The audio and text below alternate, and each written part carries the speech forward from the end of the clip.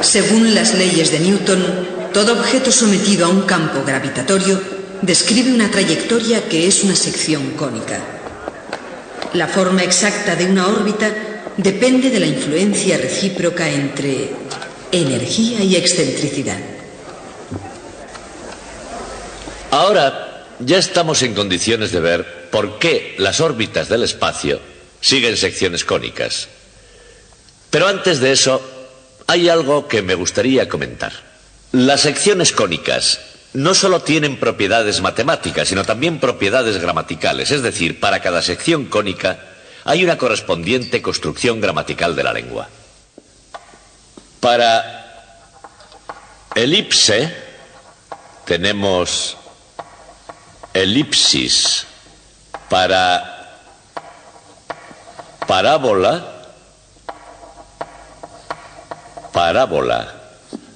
Para hipérbola, hipérbole. Elipsis es la omisión en una frase de alguna palabra cuyo sentido se sobreentiende. Por ejemplo, al decir, la física es más divertida que la química. Hay una elipsis porque habría que decir, la física es más divertida que la química es. Una parábola es una narración que trata de enseñar algo, como el cuento de Serisac y la manzana. Y una hipérbole es una excesiva exageración cuando dicen, este es el mejor curso de física del mundo. Y es cierto que estas palabras se relacionan con las secciones cónicas, pueden comprobarlo en cualquier buen diccionario, pero nadie parece saber por qué, es un misterio. Sin embargo, hoy me gustaría examinar detalladamente otro misterio mucho más profundo que ese. Recuerdo que una vez, cuando yo era suficientemente mayor como para conocer las secciones cónicas, pero no tanto como para conocer a Isaac Newton, fui a ver una exposición en el planetario. Y allí estaba expuesto que todos los cuerpos que volaban por el espacio, planetas, meteoros, asteroides, seguían unas trayectorias que eran o elipses, o parábolas, o hipérbolas. Recuerdo haber quedado anonadado con aquello. ¿Por qué aquellos cuerpos volaban siguiendo unas curvas de propiedades matemáticas tan especiales?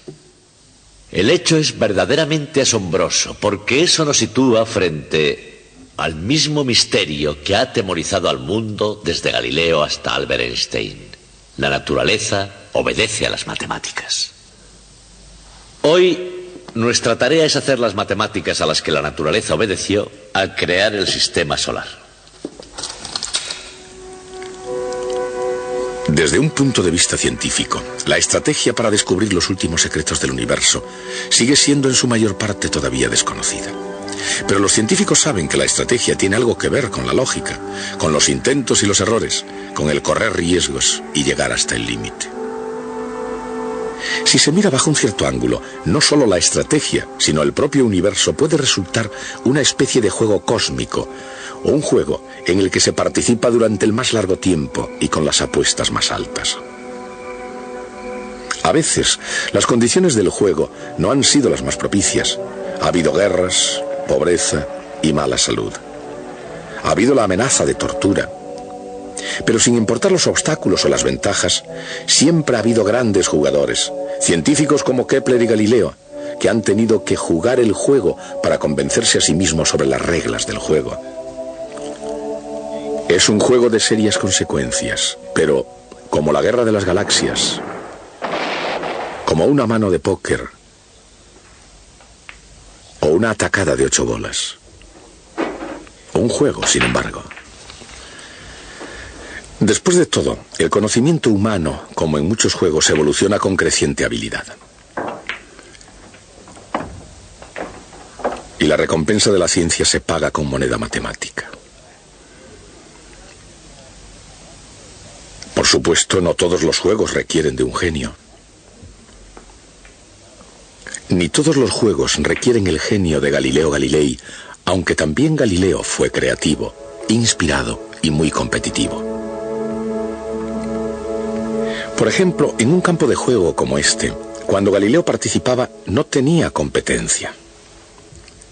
Quizás eso era porque, al menos a ese nivel, aquel era el único juego de la ciudad. Galileo hizo rodar bolas durante horas y horas. Pero no se trataba de jugar y no trabajar. Precisamente por ese juego fue de hecho capaz de retardar el movimiento de caída y, encerrado en competencia con la propia naturaleza, Galileo hizo algunos descubrimientos notables. Por ejemplo, que la distancia recorrida en la caída es proporcional al cuadrado del tiempo. Aunque todos los cuerpos, incluso el suyo propio, caigan con la misma aceleración constante. Galileo surgió para hacer muchos otros importantes descubrimientos. En Europa, hacia finales del siglo XVI, otro astrónomo jugó también con otra colección de juguetes. Su nombre era Tycho Brahe, y sus juguetes eran sextantes y cuadrantes diseñados y fabricados por él mismo. Igual que Galileo con el plano inclinado, el juego de Tycho reinterpretaba las reglas que gobiernan el universo. De hecho, la propia estrategia sería vuelta a escribir porque en 1600 Johannes Kepler se sentó también a jugar. En este juego, y especialmente en Tycho Brahe, Kepler encontró un contrincante. Después de casi 2 años, algo de buena suerte se cruzó en el camino de Kepler. Esa suerte, en la forma de observaciones celestes de Tycho Brahe, mantuvo a Kepler en la mesa de juego durante casi 3 décadas. El comienzo del juego no fue fácil, y de algún modo, cuanto más jugaba él, más complicado lo tenía.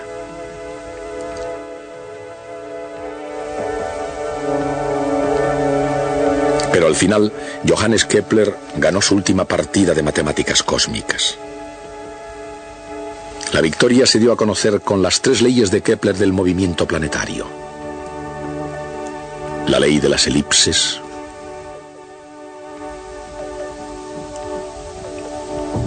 la ley de las áreas iguales,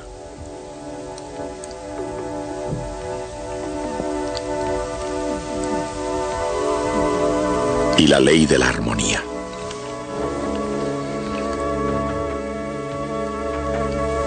Isaac Newton puliría estas leyes hasta la perfección. En su opinión, Kepler era un gigante y se dio cuenta de que esas 3 leyes eran correctas.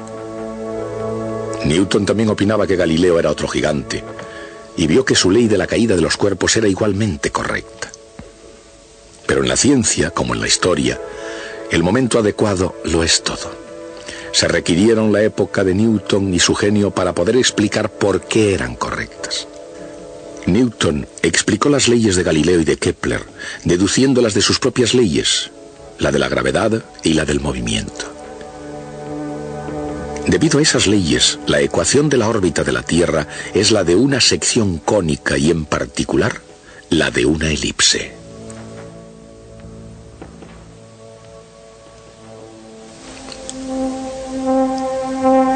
Esa es una de las pautas matemáticas fundamentales del universo. Los planetas se mueven en elipses determinadas por el momento cinético. La masa del planeta, la masa del Sol y la excentricidad de la órbita.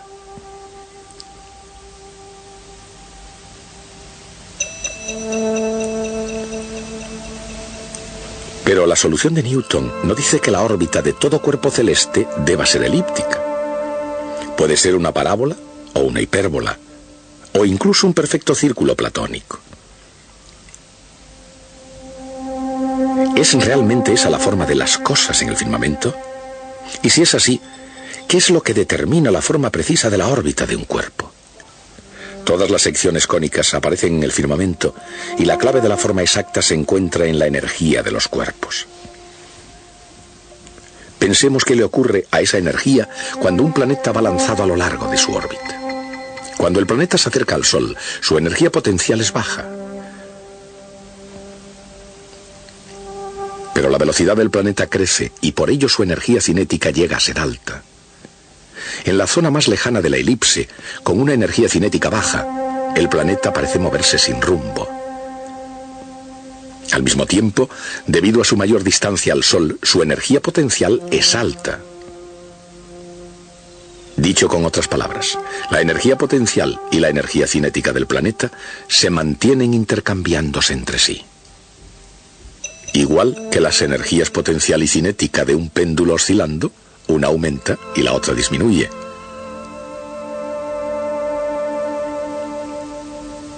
Sin embargo, como el planeta se mueve en un vacío sin ninguna resistencia, la energía total no varía.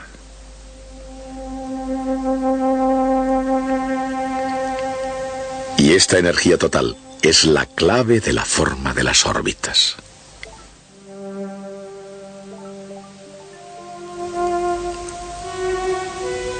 La búsqueda para hallar las formas de las órbitas se había emprendido mucho antes del intento de Kepler. Ptolomeo observaba las estrellas mediante un pequeño cuadrante, y tales instrumentos intensificaron durante siglos las observaciones astronómicas. Con la ayuda de Urania, musa de la astronomía, Ptolomeo veía hasta los límites de su visión e igualmente de su imaginación. Más tarde, Tycho Brahe puso el nombre de Uraniaburg a su laboratorio insular llamado así por la misma musa. Tycho fabricó aparatos astronómicos en Uraniaburg que no tenían igual antes de inventarse el telescopio. La brillantez de Tycho para ver a larga distancia era superada solamente por su propia vanidad. Creyéndose el rey de la ciencia, con gesto rotundo señaló su reino, que era nada menos que todo el firmamento.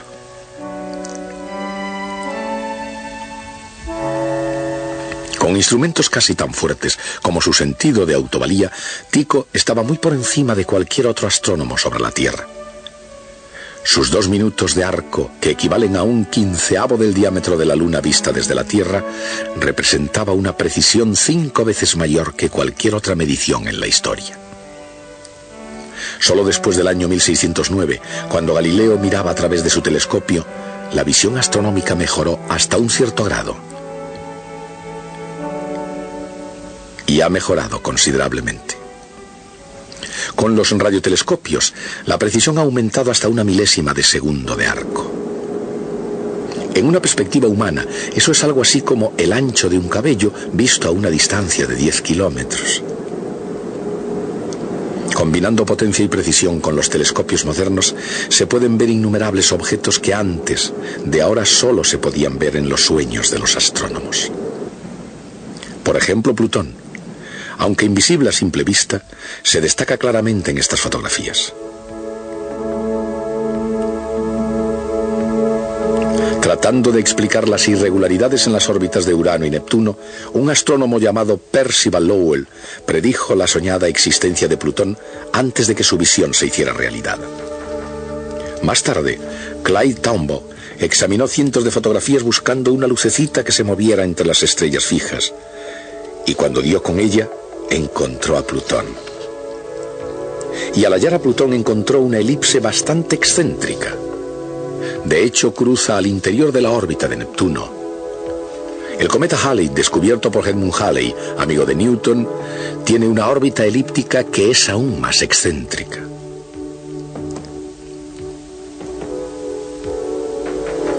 Esas órbitas están en marcado contraste con las de Venus y la Tierra, que van alrededor del Sol de una forma casi circular. Pero todas ellas, elípticas o casi redondas, son trayectorias de energía constante. Este hecho es nada menos que un milagro matemático.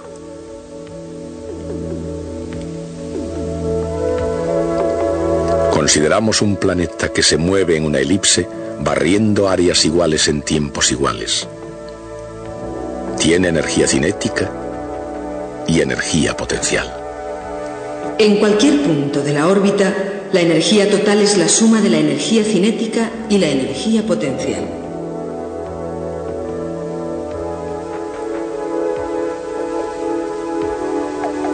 Primero calculemos la energía potencial.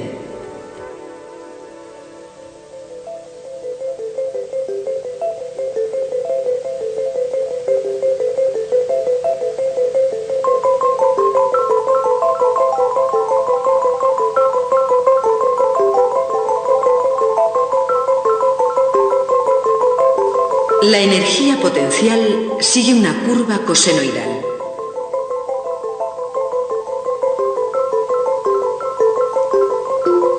Ahora calculemos la energía cinética.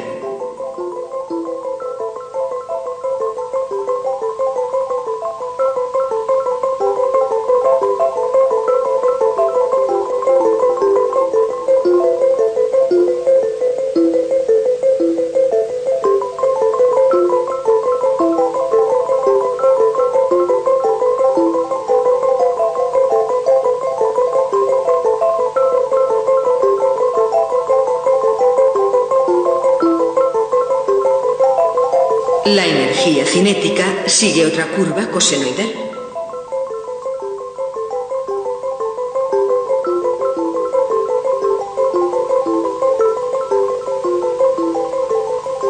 La energía total, cinética más potencial, es constante. Y es así porque los términos en coseno se eliminan al sumarlas.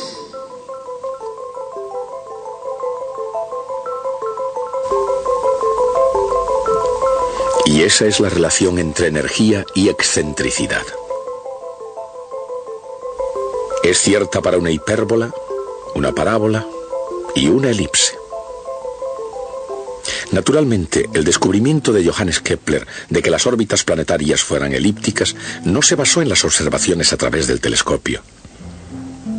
Incluso antes de la existencia del más elemental telescopio, Kepler había hecho sus descubrimientos basándose en observaciones puramente humanas. Y tanto los ojos como las observaciones eran los de Tycho Brahe. En la época en que conoció a Kepler, Tycho había registrado 777 estrellas. Puede parecer que no son muchas si se piensa en el número total de estrellas en el cielo, pero como Johannes Kepler sabía, ese es el número total de estrellas que se pueden divisar a simple vista. Cuando Kepler le pidió que le dejara consultar sus datos, Tycho le invitó a dar un paseo.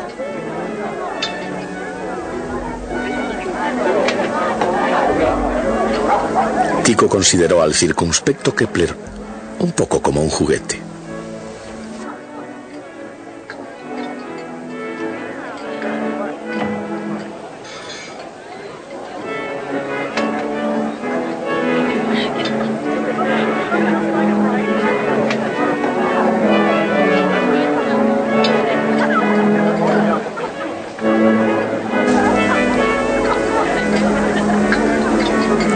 El juego, que fue diseñado tan inteligentemente como todos sus instrumentos, era una versión de Tycho de un juego infantil en el que se imita al que va en cabeza, juego que Kepler no podía empezar a jugar sin las observaciones. Pero de hecho el destino había preparado otra cosa y se cambiaron las tornas.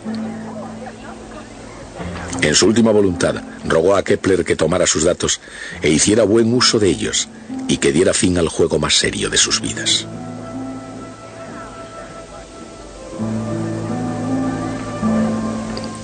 Casi 30 años más tarde, Kepler se las arregló para publicar datos de Tycho, pero no sin antes utilizarlos para descubrir la forma de la órbita de Marte.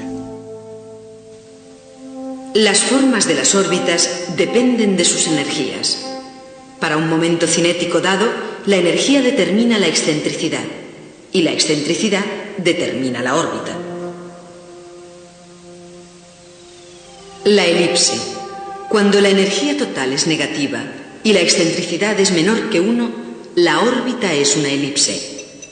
La energía cinética positiva es demasiado pequeña para superar a la energía potencial negativa. Por lo tanto, atrapado en una órbita cerrada, el cuerpo nunca puede escapar del sistema solar. La parábola. Cuando la energía total es 0 y la excentricidad es exactamente 1, la órbita es una parábola. Si un cuerpo cayera desde el infinito partiendo con energía cinética 0, rodearía una vez al Sol y volvería de nuevo al infinito.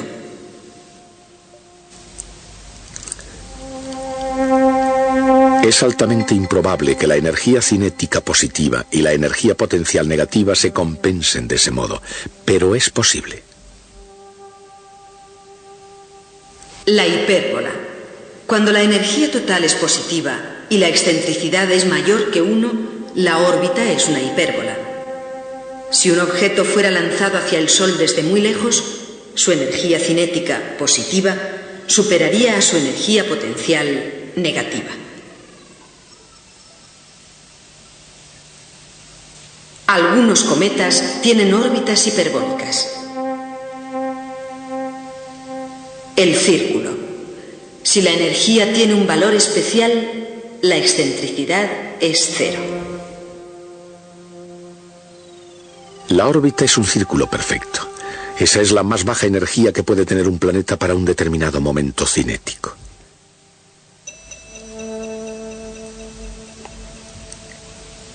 Los anillos de Saturno, con toda su belleza, no son nada más que un montón de chatarra en evolución. Residuos cósmicos en continua fricción por 1000 millones de años. Como resultado de todos esos roces y contusiones, sus órbitas se fueron desconchando de tropiezo en tropiezo hasta ser unos círculos suaves y agradables. Se sabe que eso es verdad justamente a causa de la relación entre la energía y la excentricidad, a pesar de que el cálculo de 1 millón de órbitas influyéndose mutuamente queda fuera de la capacidad matemática de los más potentes ordenadores del mundo. El grado de eficacia de la astronomía moderna debe su efectividad al invento del telescopio de reflexión. Su espejo ha sido trabajado y pulido hasta tolerancias que se miden en milésimas de centímetro. No siempre ha sido posible tal precisión, pero el principio fue casi siempre el mismo. Para enfocar correctamente la luz, el espejo reflector debe ser trabajado en forma de parábola. El pulido requiere habilidad, paciencia y, lo más importante, un compuesto de sustancia pastosa para pulir lentes, parecida al barro. El primer hombre que completó esta tarea, era un trabajo molesto, pero alguien tenía que hacerlo, fue recompensado con una invitación para formar parte de la Royal Society. Su nombre fue Isaac Newton, y fue el telescopio de reflexión, y no sus otros descubrimientos, lo primero que le hizo famoso. Una fama que, como el espejo parabólico, perdura y evoluciona. Un telescopio gigante de hoy en día, y esto no es ninguna pequeña maravilla, es una ampliación del principio de Newton. Pero una vez más, la exploración humana en el espacio, el juego más grandioso del sistema solar, no comenzó con Isaac Newton. Estaban, después de todo, aquellos hombros sobre los que él se subió para jugar. Galileo y sus juguetes, el paso que dio para obtener la ley de la caída de los cuerpos. Tycho y sus observaciones, piezas de un rompecabezas que cambió el curso de la historia cósmica. Kepler, que jugó con las observaciones de Tycho de la manera más inteligente y calculadora, y quien por fin volvió a escribir las reglas. Por supuesto, aunque el juego no comenzó con el genio de Newton, tampoco terminó ahí. Los científicos modernos, como Newton antes que ellos, tienen sus turnos para intentar revelar el cosmos. Sigue siendo todavía un fantástico y continuo juego en el que ahora los mejores jugadores ven 15.000 millones de años del pasado. Y la respuesta, el premio al ganador, es una ojeada al propio origen del universo. Así la pregunta es, ¿quién surgirá el próximo? Como les dije antes, el primero en conocer lo que Newton había hecho fue su joven amigo Edmund Halley. Halley se dio cuenta de que, según Newton, aunque las órbitas de los planetas fueran casi circulares, era posible también que un cuerpo tuviera una órbita elíptica muy excéntrica, como esta.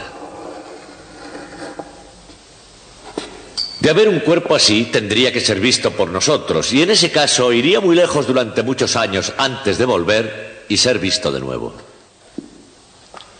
De modo que consultó el registro histórico y encontró que habían sido vistos cuerpos en 1531, en 1607 y de nuevo en 1682, pero eran casi tan idénticos que debía tratarse del mismo objeto.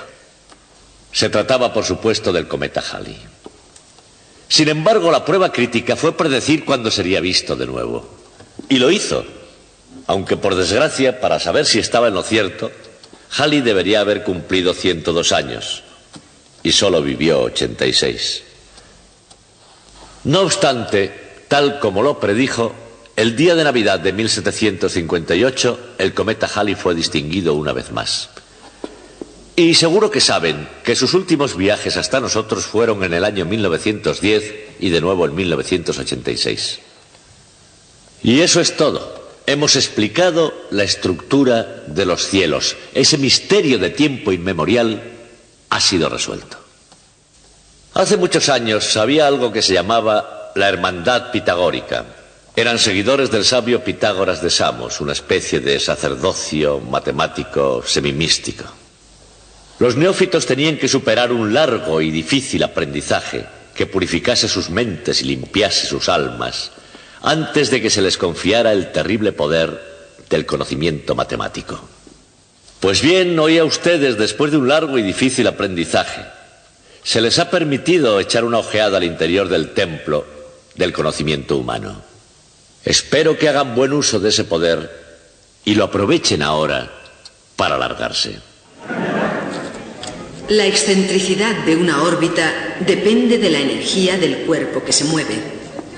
Energía negativa significa una órbita elíptica. Cuando el total de energía es cero, la órbita es una parábola.